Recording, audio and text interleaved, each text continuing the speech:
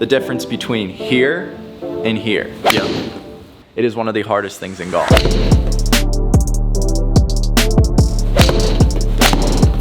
There, like that. All right, guys, welcome back to the Good Lash channel. Today we got a lesson with Matt. And if you guys know, Matt's been working on a swing change recently. I mean, talk a little bit about it. One thing we always like go back to is how good he played at California. The whole trip there, it was like unreal. You were striping it, you're hitting a little bit of a fade.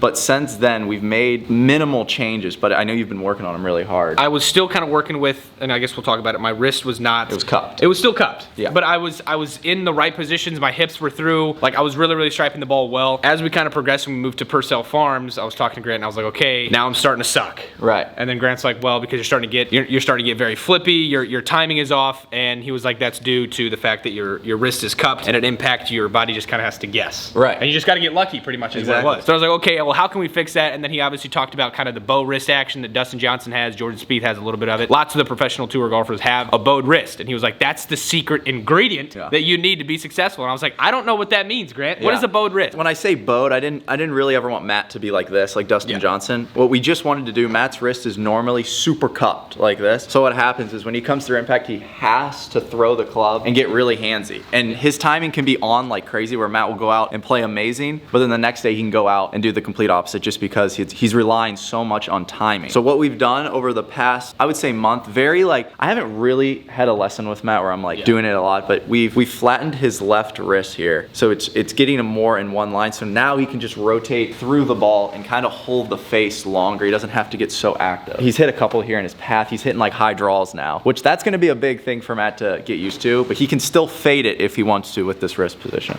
You guys saw the Purcell golf. It was very interesting because we kind of had a little lesson on the range, and I was like, I'll try and take it out to the course, but it didn't work in my favor. So now we're gonna have a real lesson trying to figure out some of the smaller things that we can fix and really try and get this dialed in for the next Good week. Yeah. This is like the real first time Matt and I have had like a one-on-one lesson. First off, before we get into this, let's roll a clip of Matt's swing, probably, I would say like 4 months ago.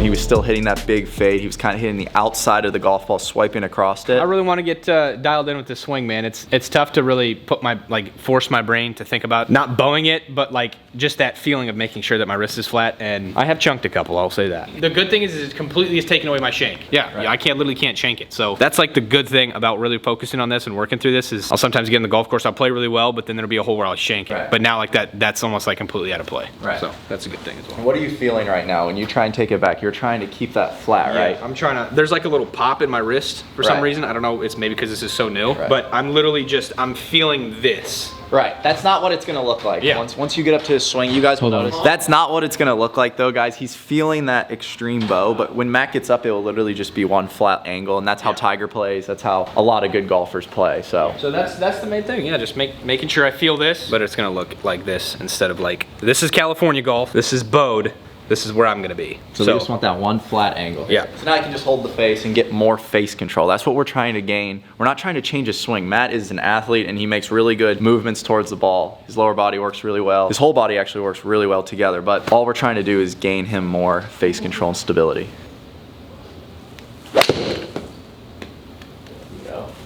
It's gonna be 4. Yeah, that's not bad. So guys, let's look at this right there after the first swing. 4.4 degrees into out, which before, Matt used to come across the ball with a cupped wrist. That's how his wrist used to look, so like he had all this extension in it, and he would come out to in and swipe across it. So that path used to be negative, but now he's 4 degrees into out, which now he can hit high draws. That is just a huge improvement already, honestly. Because now I can work the draw if I want to. Right.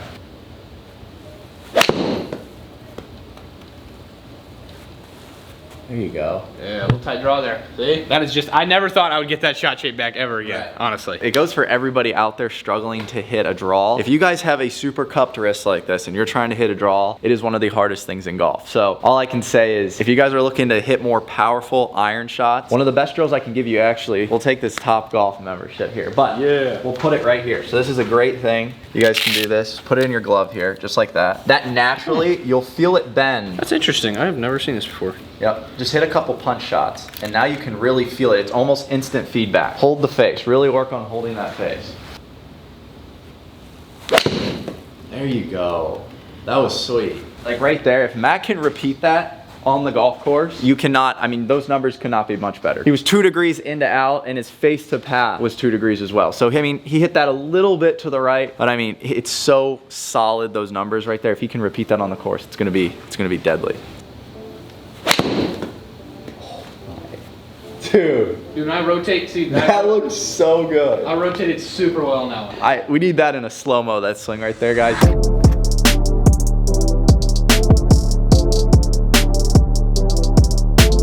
You guys will see exactly where his wrist position is there. It's solid. If you guys saw that original clip of Matt where he has his cupped wrist in the beginning, you guys will notice through impact, this is what Matt looks like. He comes through and he has to throw his angle and flip his wrist to square the face up. Now he can use his body to square the face. That's the biggest thing. There you go, Matt. That looks sick. I'm having Matt hit a lot of punch shots right now just because when he hits those punch shots, he naturally holds the face longer here and he does not let the angle release and flip like he used to. So you naturally just hold the face longer, and that's, I think that's what you can do a lot of right now. What I've said, guys, multiple times is I'm not changing anything with Matt's golf swing, like positions, how he's loading his weight. He does all that naturally really good. It's just wrist positions. You can be successful with a cupped wrist. There are people out there, but it's not ideal in my opinion.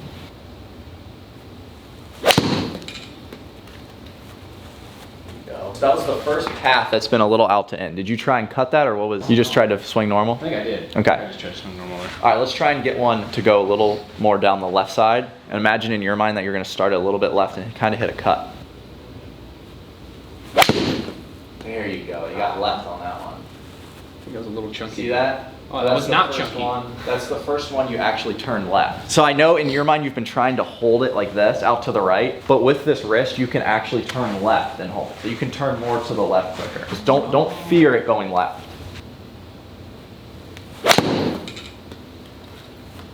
Go right.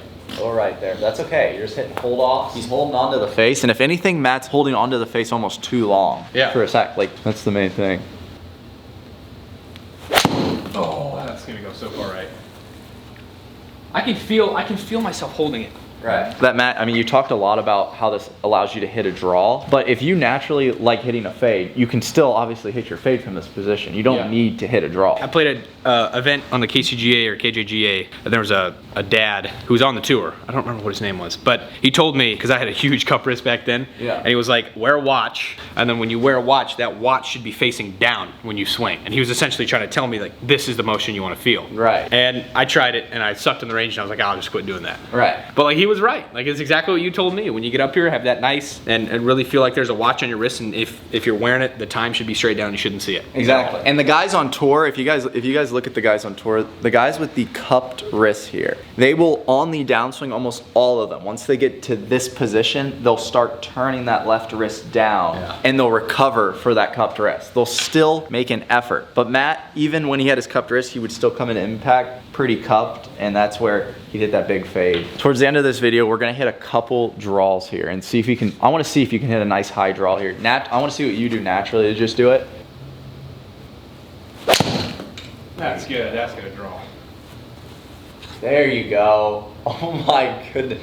Now he tried to draw that, guys. Look at this trajectory here. It is literally dead straight. 1 degree into out. I mean, he almost zeroed it out completely there. What did you feel in your swing? Is there anything? Well, I remember when I was trying to talk to you, I was like, the one thing I want to try to feel, it's almost like, no, it's kind of like they drop down, you know what I'm saying? And then this elbow comes in tight. I would say what he's really feeling, when you get up to the top, give it a second and let those hands start to slot before you turn your body. Like once you get up to the top, you don't necessarily need to rip open. Give it a second, let the hands naturally drop a little bit into the slot and then turn. I want you to give it a second, so look at the ball, and keep this back turn, push into your left side, there, like that. Oh. So you're pushing down and to the left and the hands are slotting. You don't need to rip open and throw the club out to the outside. Let's push down like this, and now turn your body through. Now you can rip through, because now you're in the slot. Once you give that second, you pressurize, then you can rip open. I think that's gonna there you go. That's close. That's close. I mean, slow it down a little bit. Just slow it down just a tad bit, and I think we're there. think that's it. There you go. Oh my gosh, it's almost zeroed out. Yep, trap that one. And that's a good thing. Once you guys get up to the top, it's for everyone out there too. Once you give it a second, let those hands find the slot and then pressurize and turn open. So up to the top here, once you get to the backswing, push into the lead side, give it a second, open the body. Like I've said, naturally with a cupped wrist, you have to throw it. So Matt's used to getting to the top and throwing it to square the face. Now he can pressurize, hold the angle, and rotate. The numbers are pretty solid. I'm hitting it a little further now that I can kind of actually get my body working into it a little bit more and rotate. Use my lower body since my lower body is the strongest part. And I feel like a lot of golfers lack that, and I have it, so I need to use it to my advantage. That's true. I never really even thought of that. You cannot use your lower body to the full ability when you're throwing the angle. So now you can really use your lower body and rotate super hard. But this is not like a change you just make overnight. I mean, you're gonna have to learn how to really feel the face, but we haven't changed anything in your golf swing. That's the best thing. We're not changing positions. We're not doing anything with your body. It's only the difference between here and here. Yeah. Here and here. That's the only thing we've changed. And that's a huge thing. I think it's only a positive. Yeah, I'm excited to see where this is gonna go. I really want to get dialed in before the next Good Good week. I've been playing like doo-doo dump, so I gotta try and get dialed in, figure some things out, and hopefully I can come back in the next major and be more of a contender. Till next time, guys. Peace.